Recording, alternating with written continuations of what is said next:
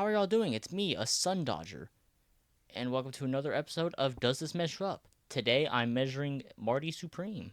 Marty Supreme is about a character named Marty Mauser who's trying to get to a table tennis championship match, as he just wants to be seen as the best because he sees himself as the best.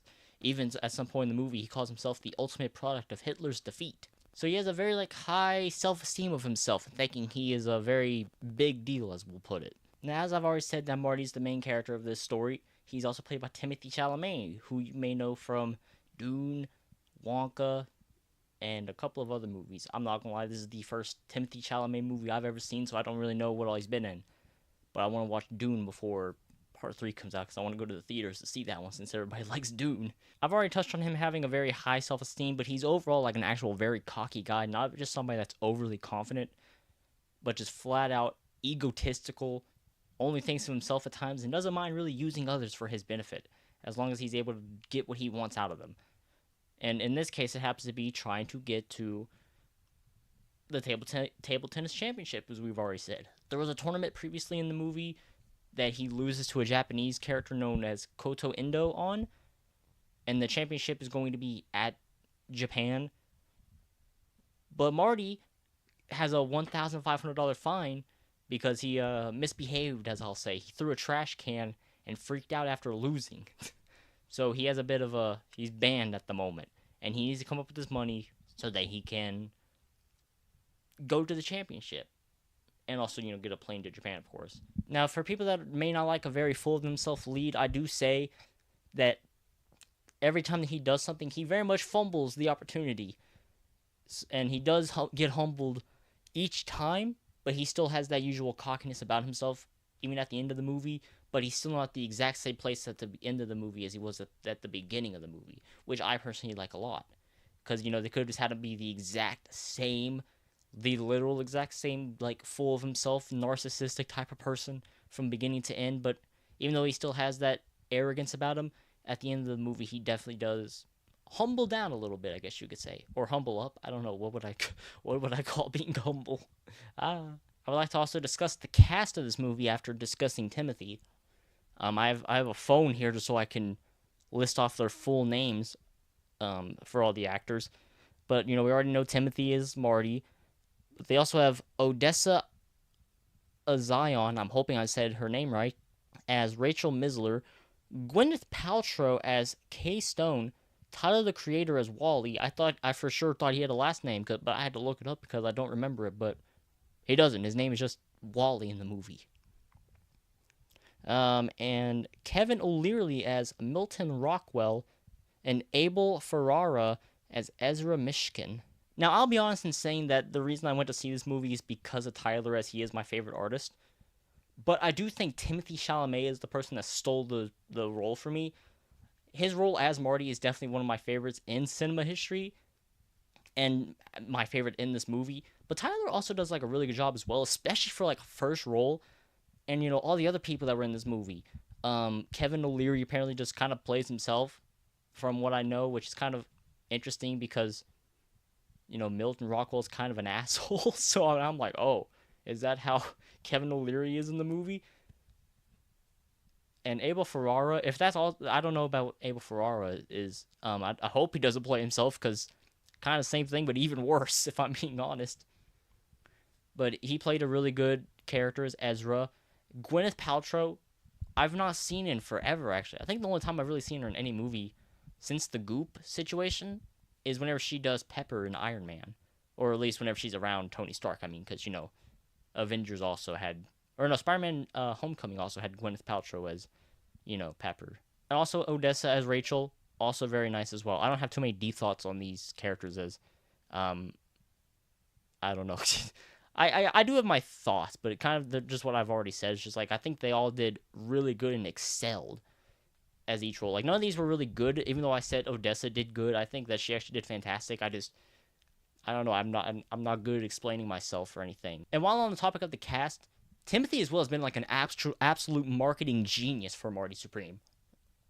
He was on Jimmy Fallon just doing his thing. There was a parody type Zoom call, or at least I think it was a parody, where he was just shooting out all these ideas. He had an orange Statue of Liberty an orange Eiffel Tower, just an orange square, because it's like, what's Barbie's aesthetic? Pink.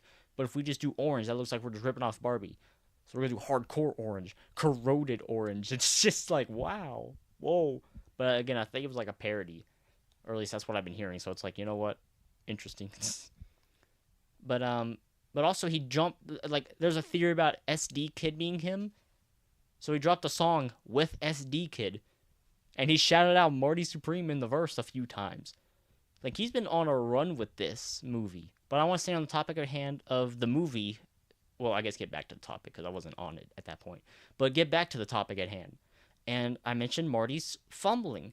Throughout the movie, Marty has a lot of opportunities to get on a plane and go to Japan for the championship. But he fumbles each and every one of them. And there's one example I'll use about a dog, which is Abel Ferrara's character of Ezra. So him and Wally, which is Tyler, of course, go to this little hotel that cost like $250, I think it was, and Marty's told, do not use the bathroom, or maybe use the tub. It was one of the two. But either way, he uses the tub even after being told not to, and then the tub just like comes crashing down on Ezra and his dog Moses, and he crushes Ezra's arm. His arm is fucked. Moses is okay, mostly, but you know, he still has to go to the vet. And Ezra gives him a little bit of money to take his dog to the vet, even offering him to pay a whole lot of money just for taking his dog to the vet and bringing him back.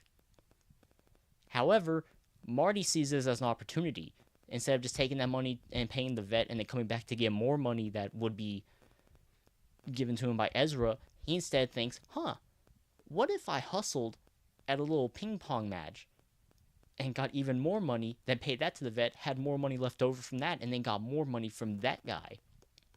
So him and Wally go to a table tennis thing, a little court or whatever. I don't know what to call it. It's kind of like a diner with a bowling alley. And they do this to hustle.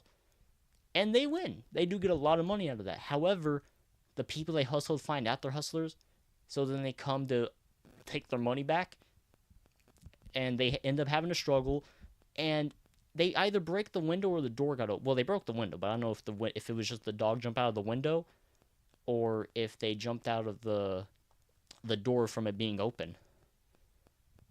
Either way, as Wally and Marty make their escape, Moses jumps out of the car, and then Marty's like, we gotta get the dog, no! And then Marty's just like, Wally's just like, fuck that dog.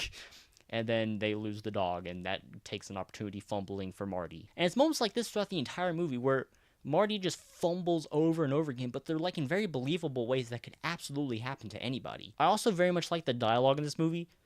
Like, for example, there's times whenever the characters will argue. Like, there's at one point whenever a discovery is made between Rachel and Marty, and they have a bit of an argument, and you can always understand what they're saying, even though they're arguing in a very realistic way. It's never like you can't understand what the other person is saying. You can still very much understand them. And other times, like, there's a part whenever Milton and Marty are talking at like a little dinner place in a hotel type suite or whatever. They're at the little kitchen area. No, the dining place. I don't know what's called. I don't know what fancy places are called. But they're talking, and you know, Marty's a little smug, but at the same time, there's something about it that's just like mwah with the dialogue. You know, it's never overdone and it's never underdone. You can still understand everybody that's talking, and it's always done in a very like nice way to where it just makes the dialogue very nice to me. And the music in this movie is actually like top tier. Like, anytime, for example, whenever Marty is stressed and panicking, you can feel that with also just the music that's playing along with it. So with the music and his role tied in together, it slaps. It genuinely does. And I love that. It's because, like, I think a score is just as important as anything else in the movie. Like, if you can have a good score, good characters, and good story, that's a chef's kiss 10 out of 10 in my opinion. And the score really sells in my opinion. I absolutely like adore this movie. I wasn't originally going to like do a Does This Measure Up on it because I had something I was wanting to make for this regarding an intro, but I just like this movie so much that I actually felt like I should make a video on it. So I'm actually going to give this a measuring of 10 inches of pure heat. there's a lot to love about this movie, and I'd recommend to go see it. So yeah. This is also my first Josh Safdie movie. I've actually never seen Uncut Gems, but I hear this is like very similar to that. So for those of you that have seen Uncut Gems, if you didn't like that, then maybe you won't like this. But I personally have never seen Uncut Gems, so I can't really compare the two.